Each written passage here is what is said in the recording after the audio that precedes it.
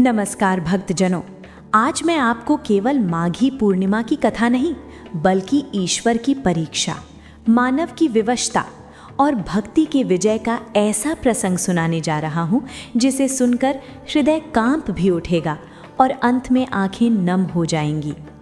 जरा सोचिए, यदि वर्षों की प्रार्थना के बाद ईश्वर आपकी गोद भर दे, लेकिन साथ ही ये भी लिख दे कि ये संतान 16 वर्ष में छिन जाएगी, तो बताइए क्या आप उस वरदान को स्वीकार करेंगे? यदि आप माता पिता हैं या संतान की कामना रखते हैं या जीवन में किसी अनदेखे भय से गुजर रहे हैं, तो ये माघी पूर्णिमा व्रत कथा आपके लिए है। पौराणिक कथा में वर्णन मिलता है कि किसी समृद्ध नगर में धनेश्वर नाम का एक ब्राह्मण रहता था। वह वेद शास्त्रों का ज्ञाता, अत्यंत विनम्र और धर्म के मार्ग पर चलने वाला व्यक्ति था। उसकी पत्नी रूपवती सौम्य स्वभाव की, पतिव्रता, सेवाभावी और सद्गुणों की प्रतिमूर्ति थी।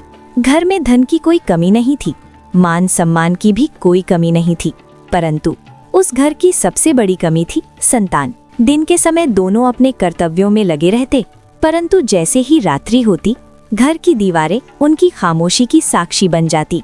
रूपवती दीपक बुझाकर आंखों में आंसू लिए सो जाती और धनेश्वर आकाश की ओर देखकर बस मौन प्रार्थना करता। एक समय की बात है, उस नगर में एक महात्मा का आगमन हुआ। वे प्रतिदिन भिक्षा के लिए निकलते और नगर के सभी लोग श्रद्धा से उन्हें दान देते। परंतु एक विचित्र बात थी, जब जब रूपवती अपने हाथों से भिक्षा देने जाती, महात्मा उसे विनम्रता से लौटा देते। पहले तो वो चुप रही, परंतु जब ये बार बार हुआ तो धनेश्वर स्वयं महात्मा के पास पहुंचा।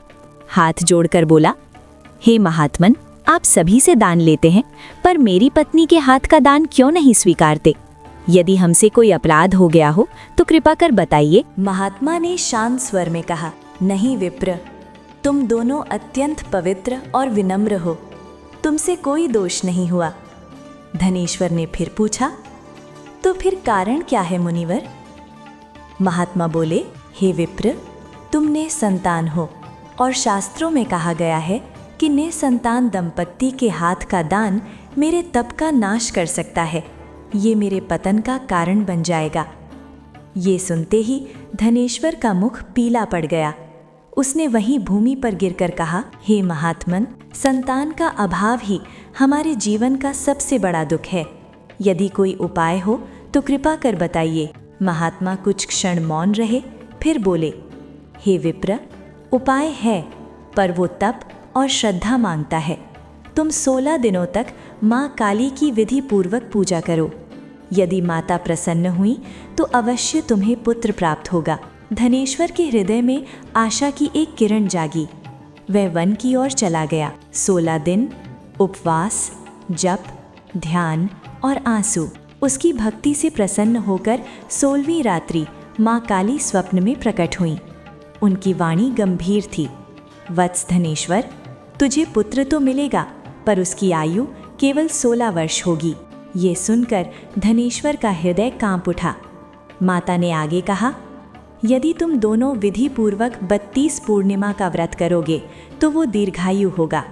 फिर माता ने आम के वृक्ष, फल और शिव कृपा का वरदान दिया। प्रातःकाल धनेश्वर ने वही आम का वृक्ष देखा। वह बार बार चढ़ा पर फल नहीं तोड़ सका। थक कर उसने आंखें मूंदी।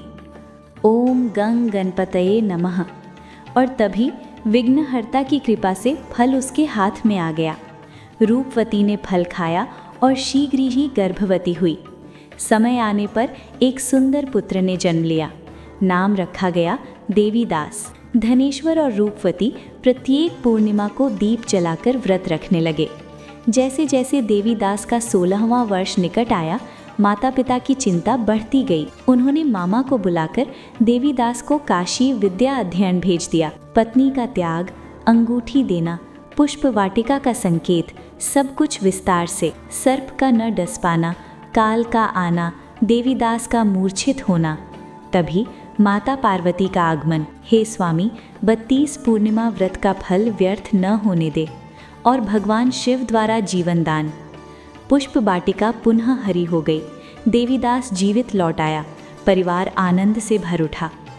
पौराणिक मान्यता है कि जो स्त्रियां श्रद्धा से माघी पूर्णिमा का व्रत रखती हैं और ये कथा सुनती हैं, उन्हें संतान सुख मिलता है, संकटों से मुक्ति मिलती है और मनोकामनाएं पूर्ण होती हैं।